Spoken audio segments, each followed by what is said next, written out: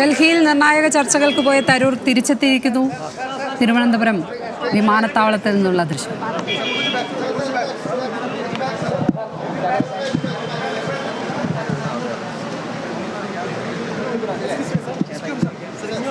എന്താ ചെയ്യേണ്ടത് പറയൂ. ഇങ്ങോട്ട് ഇതാണോ സെൻറ്റർ? അതല്ലേ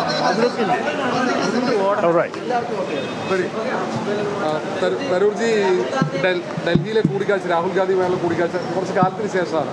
എങ്ങനെയുണ്ട് കൂടിക്കാഴ്ച? നല്ല കൂടിക്കാഴ്ചയായിരുന്നു. ഞാനാണ് ആവശ്യപ്പെട്ടത് കുറച്ച് സമയമായിട്ട്. ഇന്നലെ അവസരം കിട്ടി. പക്ഷെ ഞാൻ പറഞ്ഞ പോലെ ഞങ്ങൾ രണ്ടുപേരും മാത്രമേ ഉണ്ടായിരുന്നില്ല. അരമണിക്കൂറോളം സംസാരിച്ചു. അത് ശരിയല്ല. എൻ്റെ വക ഇതിൻ്റെ ഒരു ഡീറ്റെയിൽസ് പറയുന്നത് ശരിയായിരിക്കില്ല.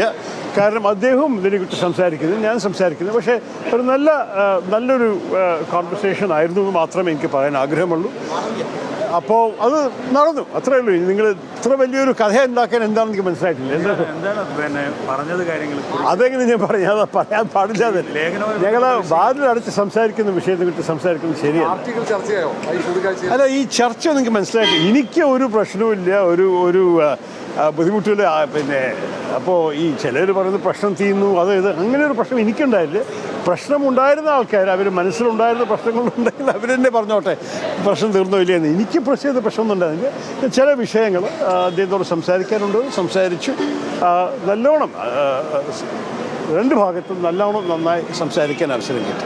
കേരളത്തിലും കേന്ദ്രത്തിലും അങ്ങേക്ക് പരിഗണന കിട്ടുന്നില്ല എന്നുള്ള ഒരു പരാതിയുണ്ടോ? എന്ത്? കേരളത്തിലും കേന്ദ്രത്തിലും ഒരു പരിഗണന കിട്ടുന്നില്ല എന്നുള്ള പരാതിയുണ്ടോ? ഞാനൊരു പരാതി പറഞ്ഞൊരു വ്യക്തിയല്ല, പരാതി പറയാനല്ല വന്നത്. ചില കാര്യങ്ങൾ സംസാരിക്കാനുണ്ടായിരുന്നു, അതൊക്കെ സംസാരിച്ചു.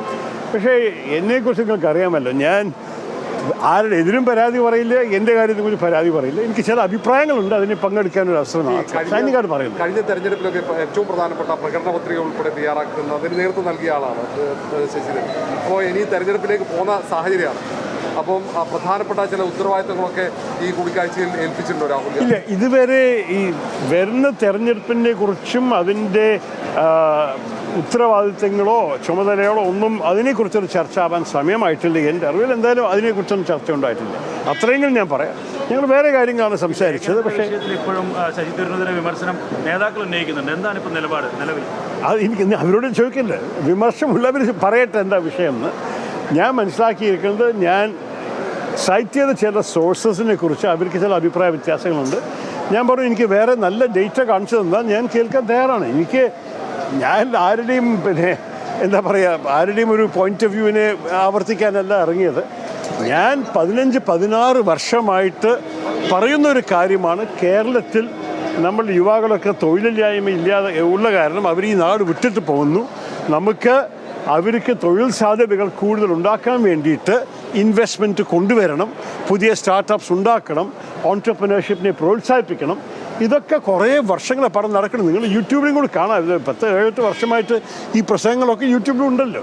ഞാനിത് പുതിയ കാര്യമല്ല പറഞ്ഞത്. അപ്പോൾ പെട്ടെന്ന് ഒരു റിപ്പോർട്ട് കാണുമ്പോൾ ആ റിപ്പോർട്ടിൽ ഞാൻ ആവശ്യപ്പെട്ടതൊരു കാര്യം ഈ കഴിഞ്ഞ 18 മാസത്തിൽ സംഭവിച്ചെന്ന് കേട്ടപ്പോൾ ഞാൻ അതിനെ അംഗീകരിച്ചിട്ട് ആദ്യം സംസാരിച്ചു കൊച്ചിൻ ചേംബർ ഓഫ് കോമേഴ്സിൻ്റെ പ്രസംഗത്തിൽ.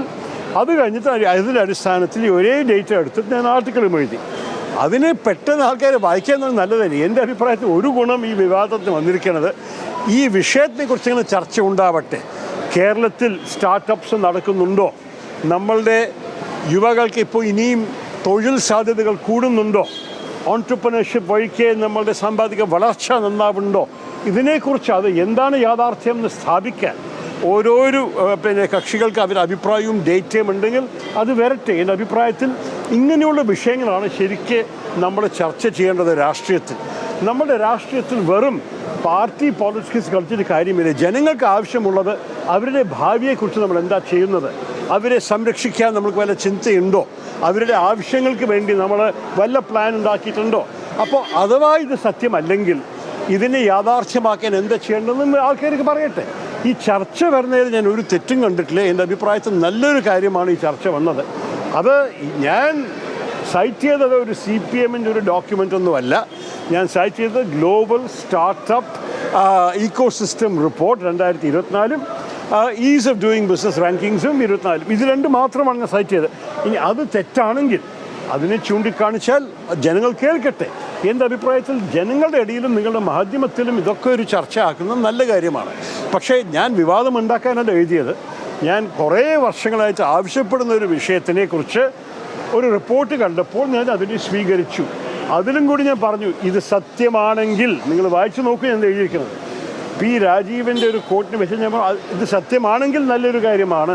അതുപോലെ തന്നെ ഞാൻ പറഞ്ഞു പിന്നെ ഇവർ അടുത്ത വർഷം പ്രതിപക്ഷത്ത് വന്നു കഴിഞ്ഞാൽ ഇതിനെ തുടരുമോ അതിനെ എതിരിക്കുമോ ഇതിനൊക്കെ ചോദിച്ചിട്ടുണ്ട്. ഞാൻ വെറും ഏത് രാഷ്ട്രീയം കളിക്കാനല്ല എഴുതിയത്. ഞാൻ അടിസ്ഥാനത്തിൻ്റെ ബേസിസിലാണ് ഞാൻ ഒരു കാര്യം എഴുതുമ്പോൾ എപ്പോഴും ഒരു കാരണമുണ്ടാവും. ഞാൻ രാഷ്ട്രീയം കളിക്കാനല്ല ഈ ആർട്ടിക്കിൾ എഴുതിയത്. അത് രാഷ്ട്രീയ വിവാദമായിട്ടുണ്ടെങ്കിൽ ഒരു ഗുണമെങ്കിലും ഉണ്ടാവട്ടെ, ജനങ്ങൾക്ക് ഈ വിഷയത്തെക്കുറിച്ചൊരു ബോധ്യമുണ്ടാവും. പ്രൊഫഷണൽ കോൺക്ലേവിലേക്ക് ഡിവൈഎഫ്ഐ ക്ഷണിക്കാൻ വന്നിരുന്നു നേതാക്കൾ. അതെ, എനിക്ക് സൗകര്യമുണ്ടായിരുന്നു. ഡേറ്റ് ചോദിച്ചുകൊണ്ട് അത് സൗകര്യം ഇല്ലയെന്ന് പറഞ്ഞു. അപ്പോൾ അവർ ഫോട്ടോ എടുത്തിട്ട് പോയി. അതിനെ അവർ വലിയൊരു വാർത്തയാക്കാൻ ആവശ്യമുണ്ടായിരുന്നില്ല. എനിക്ക് എന്തായാലും പിന്നെ ആ ദിനത്തിൽ ഞാനിവിടെ ഇല്ല. പിന്നെ യൂത്ത് കോൺഗ്രസിൻ്റെ ഒരു ചടങ്ങ് കോട്ടയത്ത് 2-ാം തീയതി ഉണ്ട്. അതിന് ഞാൻ പോകുന്നു. അതിന് മുമ്പ് 1-ാം തീയതി എനിക്ക് വേറൊരു നഗരത്തിലൊരു ചടങ്ങുണ്ട്. എൻ്റെ പ്രോഗ്രാംസൊക്കെ കുറേ ആഴ്ചകൾ മുമ്പ് ചില മാസങ്ങൾ മുമ്പാണ് ഫൈനലൈസ് ചെയ്യുന്നത്. അതുകൊണ്ട് എനിക്കൊന്ന് പോകുമായിരുന്നോ? അതൊക്കെ ഹൈപ്പോത്തറ്റിക്കൽ അല്ലേ. നമ്മൾ ആദ്യം ഡേറ്റ് നോക്കി ആദ്യം അഥവാ ഞാൻ ഫ്രീ ആണെങ്കിൽ ഞാൻ നോക്കിയിട്ടുണ്ടാവും ഇത് പോകണോ, ആരുടെ ഒപ്പമാണ് സംസാരിക്കേണ്ടത്. എൻ്റെ ഓർമ്മയിൽ അവരെന്തോ ഒരു എക്കോണമിസ്റ്റിൻ്റെ ഒപ്പം ഒരു ചർച്ച ചെയ്യാനാണ്.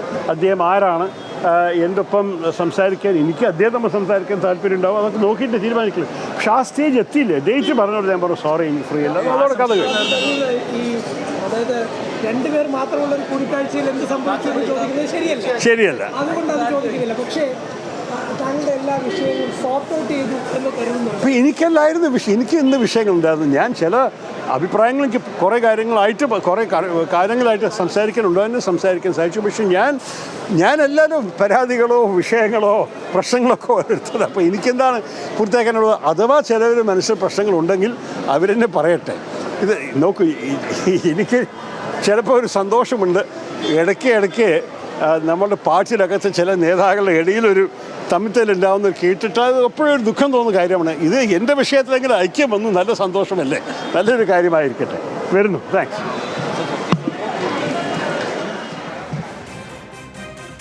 അവസാനം തരൂർ ഒരു കുത്തുന്നുണ്ട് സംസ്ഥാനത്തെ കോൺഗ്രസ് നേതൃത്വത്തിന്. ഇടയ്ക്കിടയ്ക്ക് നേതാക്കൾ തമ്മിൽ അഭിപ്രായ ഭിന്നതകളുണ്ട്. പക്ഷേ തൻ്റെ വിഷയം വന്നപ്പോൾ എല്ലാവരും ഒരുമിച്ച് നിന്ന് തന്നെ എതിർത്തു എന്ന ഫീലിംഗാണ് അദ്ദേഹം ആ അവസാന സെൻറ്റൻസിലൂടെ പങ്കുവച്ചിരിക്കുന്നത്. ഏതായാലും ഇത്തരത്തിൽ താൻ ഡാറ്റയുടെ പിൻബലത്തിലാണ് ഇങ്ങനെ ഒരു ലേഖനം എഴുതിയത്. അത് രാഷ്ട്രീയ വിവാദമാവുകയായിരുന്നു. അത് ആ രീതിയിൽ ചർച്ചയായത് ഇപ്പോൾ നല്ലതാണ് എന്ന് തോന്നുന്നു എന്നും തരൂർ പറയുന്നു. ഇത്തരത്തിലുള്ള ചർച്ചകൾ സമൂഹത്തിൽ ഉണ്ടാകുന്നുണ്ടല്ലോ എന്ന് തരൂർ പറയുകയായിരുന്നു. രാഹുൽ ഗാന്ധിയുമായി നടത്തിയ കൂടിക്കാഴ്ചയെക്കുറിച്ച് അദ്ദേഹം തുറന്നു പറഞ്ഞില്ല മാധ്യമങ്ങൾക്ക് മുന്നിൽ. കാരണം അടച്ചിട്ട മുറിയിൽ നടന്ന ചർച്ചയാണ്, അതിലെ കാര്യങ്ങൾ തുറന്നു പറയുന്നത് ശരിയല്ല എന്ന് അദ്ദേഹം പറഞ്ഞു. പക്ഷേ വളരെ പോസിറ്റീവായ ഒരു ചർച്ചയാണ് നടന്നത് എന്ന് ശശി തരൂർ മാധ്യമങ്ങളോട് പറയുന്നുണ്ട്.